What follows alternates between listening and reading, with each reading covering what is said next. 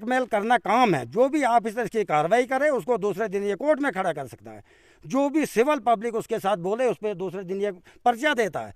लोगों को लुटवा रहा है, लोगों को मरवा रहा है। मैं डीसी मैडम से रिक्वेस्ट करता हूँ कि हमारे एसएसपी साहब से रिक्वेस्ट करता है, हमारे गरीब आवाम के लिए हमारी ज़रूरत है तो ऐसे आदमी को गिरफ्तार किया जाए, पब्लिक सेफ्टी एक्ट लगाए। अगर नहीं तो हम जवान लोग भी अपने आप की कुछ ना कुछ सुनवाई करेंगे, हम भी कोई अपना रास्ता ढूंढेंगे। समदीन मलिक है, मैं बेसिकली करमकट्ठा का रहने वाला हूँ।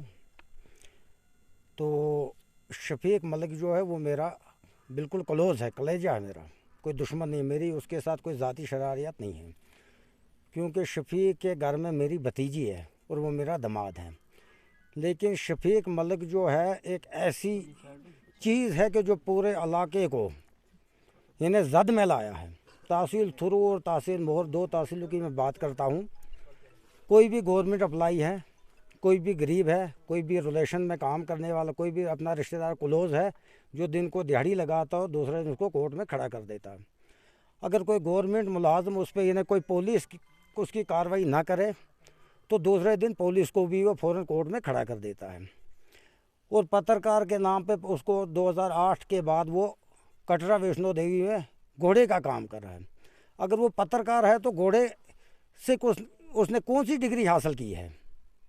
फिर तो अगर डिग्री या खच्चर के पीछे चलकर डिग्री हासिल होगी तो मेरे घर में 6 खच्चर हैं, फिर तो मैं भी डिग्री हासिल कर सकता हूँ। पहले नंबर अगर वो कटरा वैष्णो देवी में काम करता है तो उसका करेक्टर जो उसके खिलाफ कोर्ट में 3 केस इस वक्त चल रहे हैं, जो कि मुंसिफ कोर्ट से लेकर हाई कोर्ट तक उसके तकरीबन भी 4-5 केस लोगों के और गवर्नमेंट मुलाजमों के खिलाफ चल रहे हैं। उसका पेशा है मीडिया से मिलकर गरीब अपना सहारा लेना और गरीब आवाम को ब्लैकमेल करना, ये उसका पेशा है। बाकी उसका बाप भी हिस्ट्री शीटर, वो खुद भी हिस्ट्री शीटर है। अगर उसकी ख़ानदानी हिस्ट्री शीटर चलती है तो उसका वो कौन सी मीडिया है जो जिसने उसको जगह दी है अपने पास आने की? मीडिया जो होती है गरीब आवाम की फरियाद जो है वो ये ने आगे आवाज़ पहुंचनी चाहिए। अगर ऐसा मीडिया वाला है जो गरीब को दिन को दिहाड़ी लगाए, रात को उसको जेल करवाए, उस पर झूठे पर्चे दे, क्या ऐसा आदमी के लिए मीडिया में काम करना कोई ठीक है? गरीब आवाम को लुटवाना ठीक है? उसके बाद में रह गया मसला देवस्थान का। मैं तकरीबन 35 साल पहले इधर इस इलाके में हम सब्ज़ी लेने इस जंगल में जाते थे। उस वक्त भी इस देवस्थान के अंदर जो ये इन्हें मूर्तियाँ ये ऐसी होती थी और आज भी वो इतना था कि उसको इन्हें एक टीन नहीं लगा हुआ था, इसकी तहमीर जो थी वो नहीं थी। पहले कहीं 2 महीने से पहले ये बात चली कि देवस्थान में उसने ऐसे। जी, मेरा नाम ठाकुर केशव सिंह है, मैं बुदन का रहने वाला हूँ। और ये जिस जगह पर हम अभी खड़े हैं ये हमारा अपने कुल का कुलदेव है। तो मैं आपसे एक बिल्कुल सच्ची स्टोरी जो है वो सुनाना चाहता हूँ। यहाँ पर ये जो हमारा देवस्थान है ये कई सदियों से यहाँ है, हमारी 8-10 पीढ़ियाँ यहाँ हो गई। हमारे बुज़ुर्गों ने इसकी स्थापना यहाँ पर की थी और अभी तक ये यहाँ पर देवस्थान यहाँ है, सारे लोग इसको मानते हैं। तो बात रही कि ये जो पहले हमारा देवस्थान था ये बिल्कुल खुला था, इसके ऊपर कोई छत नहीं था, कोई दीवार नहीं थी, ये बिल्कुल खुला था और सिर्फ नीचे थोड़ी थोड़ी दीवारें बनाई हुई थी और उसके ऊपर लकड़ी रख के इसका बाड़ लगाया हुआ था। तो इस बार हमने ये सोचा कि इसके ऊपर छत करेंगे और इसको थोड़ा पक्का करेंगे। तो उसके लिए हमने यहाँ मटेरियल मंगवाया और पास में जो रोड है वहाँ पर मटेरियल उतार के फिर हम लोग आते थे यहाँ, जिसको जब भी टाइम मिलता था वो आके तो यहाँ हम कार सेवा करते थे, मटेरियल यहाँ पर ढोते थे। इसी प्रकार कुछ हमारी लेडीज़ भी आती थी, हम लोग भी आते थे। तो एक दिन 21 मई की बात है, हमारी लेडीज़ यहाँ पर आई हुई थी, वो रेत ढो रही थी रोड से यहाँ पर। तो यहाँ जब वो पहुँची तो आगे 2-3 औरतें थी, उन्होंने देखा कि कोई आदमी यहाँ जो उसका डंगा था हमारे देवस्थान का उसको खेड़ रहा है।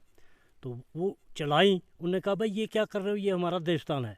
तो उनको देख के वो आदमी यहाँ से भागा और आगे चला गया। पीछे से कुछ क्या नाम था उसका? उसका नाम था शफीक अहमद मलिक, वो करमकट्ठा का रहने वाला।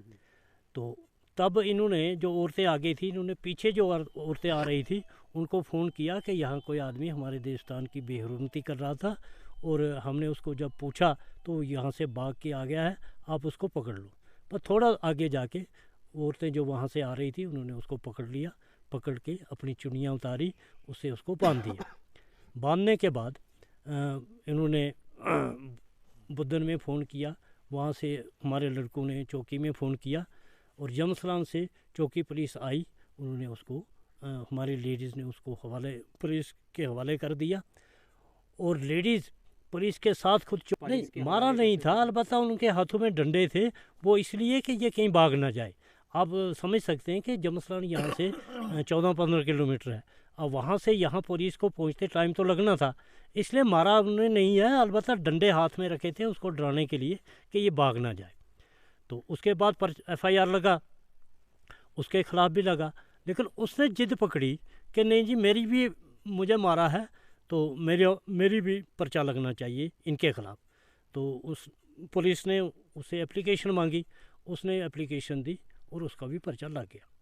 उसके बाद ये हुआ कि हमने तो उसी दिन जितने भी गवाह थे वो यहाँ से जाके, जो उस मौके पर यहाँ थे उस वक़्त, चौकी में जाके उन्हें अपना स्टेटमेंट रिकॉर्ड करवाया, और स्टेटमेंट सब ने गवाही दे दी। लेकिन उसके पास कोई गवाही नहीं बनी, तो उसका मसला जो है पेंडिंग रहा। उसके बाद आज जो है, आज की सिचुएशन ये है कि दोनों मामले कोर्ट में हैं। अब इसमें हम उस पर ज़्यादा नहीं बोलना चाहते कि मामले दोनों कोर्ट में हैं। एक जो FIR और कुछ लोगों के ख़िलाफ़ लगा था, उसमें स्टे हुआ है और वो मामला कोर्ट में है। दूसरा चालान हो गया, वो भी मामला कोर्ट में है, उस पर हम कोई बात हम उस पर टिप्पणी नहीं करते। इस पर मेरा कहना ये है कि देखिए, ये एक बड़ा गंभीर मामला था। इसमें अगर उस वक़्त हम भी प्रेस में जाते, मीडिया में जाते, तो ये बहुत सारे लोग बाहर देखते और इससे पूरी स्टेट में लॉ एंड ऑर्डर की प्रॉब्लम बन सकती थी। लेकिन हमने बड़ी संजीदगी से काम किया, क्योंकि हमें यहाँ और किसी से कोई गिला नहीं, कोई शिकवा नहीं। मैं आपको ये बताना चाहता हूँ कि इस गांव में हम 17-18 घर हैं हिंदुओं के। बाकी जो 2-3 गांव हमारे आसपास में हैं, करमकट्टा है, डिमी है, लंचा है, कोट बुद्धन है, इसमें सारे हमारे मुसलमान भाई हैं। और पिछले 30 साल में जो यहाँ हालात ख़राब रहे हैं, यहाँ के मुसलमान भाइयों ने हमें ऐसे रखा है जैसे मुर्गी अपने बच्चे को रखती है, अपने पैरों के नीचे। इस तरह से हमारे मुसलमान भाइयों ने हमें यहाँ रखा। और आज मुझे अफसोस हुआ कि जो परसों की उसकी मैं वीडियो देखता हूँ, उसमें हमारे यहाँ एक ख़ानदान को उसने काफ़ी बदनाम करने की कोशिश की है, और उन्होंने कहा जी इनके मिलिटेंट के साथ रिश्ते थे, ये थी वो थे। लेकिन हकीकत ये है कि वही ख़ानदान, जबकि इस हमारे इलाके से मिनॉरिटी जहाँ भी थी, जहाँ हिंदू कम संख्या में थे, वो भागे, लेकिन यहाँ के मुसलमानों ने ना हमको भागने दिया, ना हमारे नुकसान होने दिया, और हमें बचा के रखा। आज वो आदमी अपने आप को ज़्यादा हिंदुस्तानी मानता हो, राजा ना बनाए, उसको कंट्रोल में करे, उसकी मतलब देखें, उसका रिकॉर्ड देखें, अदालतों में देखें, पुलिसों में क्या रिकॉर्ड है, गाँव में क्या रिकॉर्ड है, घर में क्या रिकॉर्ड है। जो अपनी बहन की इज्जत ना देखे, भाई की ना देखे, अपने हमसाये की ना देखे, तो वो इतनी बड़ी लंबी बात ना करे।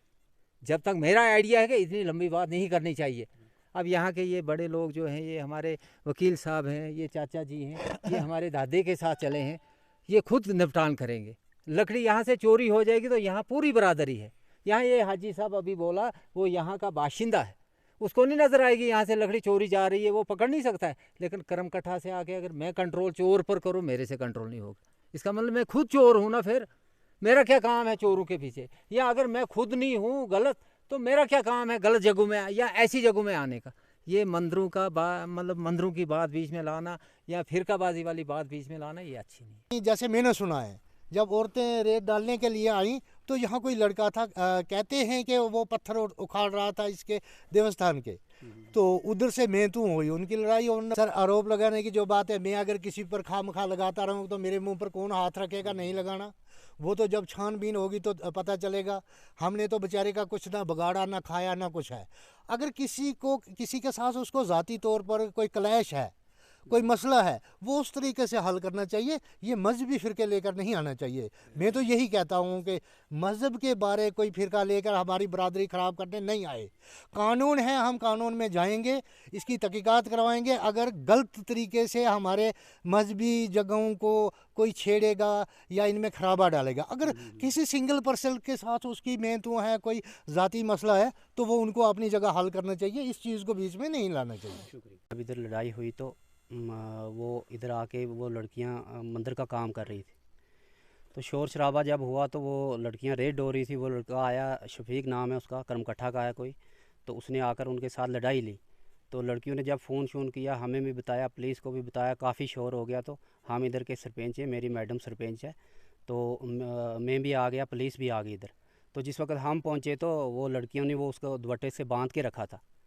तो मैंने कहा आप ऐसा नहीं करो, ये मंदिर का मसला आप ये नहीं इधर उधर नहीं करो, आपस में ऐसा नहीं करना चाहिए, हिंदू मुस्लिम इधर हो जाएगा तो आपस में लड़ाइयाँ होगी, तो आप इस बात को ख़त्म करो। तो पुलिस आई तो हमने उनके हवाले किया, तो वो लेकर उसको चले गए। ये तो उसने बताया ना, अब जाके वो मीडिया में बोल रहा है। जब जिस वक्त मैं इधर आया मैंने इसको कहा कि ये हालात इधर ख़राब हो जाएंगे, हिंदू मुस्लिम इधर नहीं करो। हमारा भाईचारा जो है सदियों पुराना रहा, 100 साल से हमारा इकट्ठा रहा, 100 से भी ज़्यादा ही है। तो वो बोल रहा है ये मंदिर है ही नहीं इधर, तो मंदिर था इधर, सब लोगों को पूछो, ये जनता इधर सब बताएगी कि मंदिर था इधर या नहीं था। तो उसी बात पे उसने जाकर बोला कि मेरे लिए भी वो बोल रहा है कि उसने वो मिलिटेंट है, उसकी बीवी मिलिटेंट है, वो ये करते हैं वो। अब हम इधर के सरपंच हैं, हमारी तो जिम्मेदारी बनती है, हमें आना ही था इधर। हम आए, हमने बातचीत सुनी और पुलिस के हवाले किया, पुलिस उसको ले गई। तो उसके बाद अब जाकर वो कभी मीडिया पर कुछ बोल रहा है, कभी कुछ बोल रहा है, उसके बोलने से क्या होगा? वो तो अब कोर्ट जानेगा ना, वो कोर्ट जानेगा। हमारी सच्चाई होगी तो वो भी सामने आएगी, उसकी होगी तो वो भी सामने आएगी, उसमें हम कुछ नहीं बता सकते हैं क्या है तो क्या नहीं। कि जिसने ये काम किया वो कल हमें मरवा भी सकता है, उसका हमें खतरा है, इसलिए हमें हमारा भी कोई सोचना चाहिए। क्योंकि इस वक्त अगर कोई गलत बात मुझसे निकल भी जाए, क्योंकि इस वक्त मुझे याददाश्त नहीं रहती है, 90 साल मेरी उम्र है। वो ऑफिसर्स को डराना उसका काम है। मैं चाहता हूँ आपके मतलब मैं आपसे ही ये रिक्वेस्ट करता हूँ कि आप ये आगे बताएं कि यहाँ पर बिल्कुल वो गलत है और हम उसकी बिल्कुल सपोर्ट नहीं करेंगे। ऐसे इंसान को PSA के तहत अंदर कर देना चाहिए।